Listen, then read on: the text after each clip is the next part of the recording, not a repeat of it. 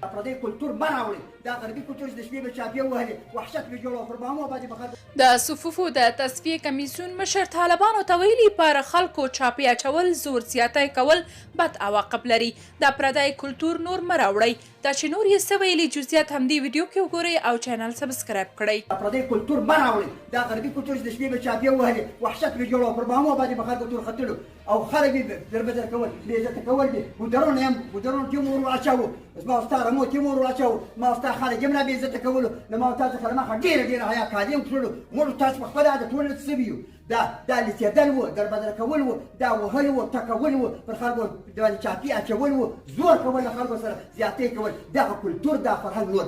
پاته ده دا متروک ده دغه نتیجه نه ده ورکړې نه به ما تاسو کار اسلامي خوشحاله نظام د خلکو ته جوړوو تر څو دغه دربدر افغانان ما تاسو خوشحالي ګورئ د نن راپور ده تاسو به ما اورېدلی وي د نن راپور ده په افغانستان بیا په ټوله دنیا کې خفاترین ملک بیا دی خفاترین هېواد چې ټول خلک یې خفا دي ما او ستا ولس د خندا ورځ نه لري د خندا دپاره خوله نه لري چې په کومه خوله باندې وخاندي خو له یوې خوا څخه به یوه ټکاوله بلې خوا څخه به بل ټکاوه راسئ نور دغه ولس دغه رقم خوشحاله کړو چې په دا 21 کاله کې دا 20 کاله کې نوي خندې ما ورته یې وخندوو زه د نواه چې دا ولس ته قاقعې وکړي د نواه چې ولس ته بیداري وکړي بغاوت یې وکړي یا مخکې خبره واضح کړې ده اسلامي نظام که ماښام راغی تر سهاره به بیعت خامخا ورسره کوي تر سیوري لاندې به ځان ته پناه ورکوي ورسره همکاري به کوي خبره واورئ